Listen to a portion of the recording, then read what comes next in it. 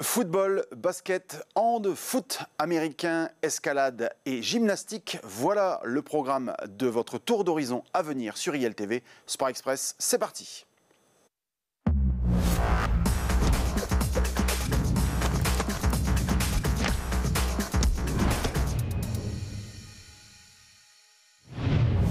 Salut à toutes et à tous, je vous souhaite la bienvenue sur ILTV pour un nouveau numéro de Sport Express. Comme d'habitude, c'est le football qui nous occupe en ce début de magazine avec la Régionale 3. Après s'être qualifié la semaine passée pour le prochain tour de la Coupe d'Artois, Montigny continue son petit bonhomme de chemin en tête de la division avec une 6e victoire consécutive en championnat.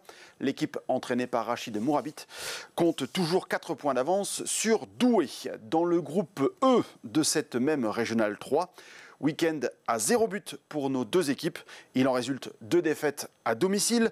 Courcelles chute du podium.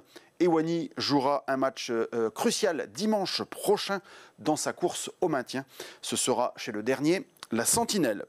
Au plus haut niveau du district Escaut, le Forêt a tout d'abord mis à jour son calendrier lundi dernier en allant chercher un point à Coussorles avant de dominer largement ce même adversaire ce dimanche et de prendre ainsi les commandes de la division. On passe au football américain avec la 4e journée de la 3e division nationale. Carvin a bien marqué ses premiers points en match cette saison et tenait le choc à la pause. Mais les Lions vont s'incliner et vont s'écrouler en deuxième période et s'incliner 58-13. Après les vertes pelouses, nous rentrons maintenant en salle pour parler tout d'abord d'escalade. Le club Access de Rouvroy poursuivait son périple ce dimanche avec le championnat régional de difficulté organisé à Mons-en-Barœul. Les Rouvroisiens ont de nouveau brillé avec de nombreuses médailles et ils seront 5 le 21 avril prochain à Massy pour les demi-finales nationales. Axel Grisbech, Julien Dewatine, Apolline Humez, Zoé Mégnot et Youssef Boukari.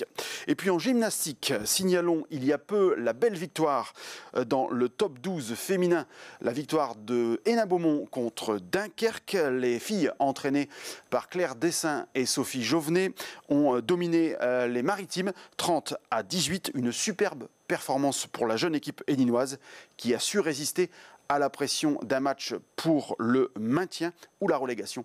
Mais Hénin-Beaumont restera donc une fois de plus dans l'élite nationale de la gym française.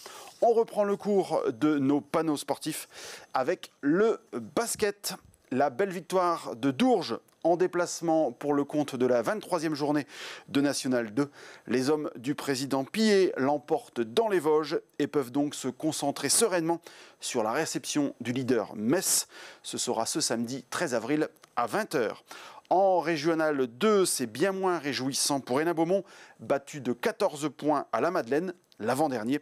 Et ce samedi, le SHB aura fort à faire face au 3e, le stade roubaisien. On passe au handball. En honneur, mené seulement de 2 buts à la pause par le leader, Libercourt a pu croire à l'exploit. Mais tout s'est compliqué en deuxième période et malgré 9 buts de Dylan Tuillier, Libercourt s'incline 20-29. On termine par la division pré-nationale. Carvin revient de Saint-Amand avec les 3 points de la victoire. C'est le 3e succès en 5 matchs pour les hommes de l'entraîneur-joueur Mourad Messaoudi. Par ailleurs, auteur de 9 buts dans cette rencontre. Carvin remonte au 4e rang. Vous pourrez d'ailleurs assister au prochain match des Carvinois puisque ILTV vous proposera ce samedi 13 avril un rendez-vous exceptionnel. Toute l'équipe sera mobilisée pour le premier direct sportif de l'histoire de notre chaîne. Rendez-vous donc à partir de 20h15 pour cet alléchant Carvin-Compiègne, samedi 13 avril. Prise d'antenne donc à 20h15 sur les pages Facebook et YouTube d'ILTV.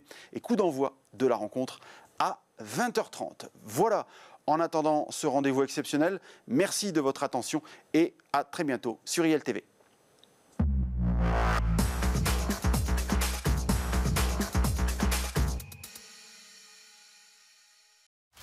La SHB Carvin reçoit le CHBC Compiègne Un match à vivre en direct sur ILTV, samedi 13 avril à 20h15.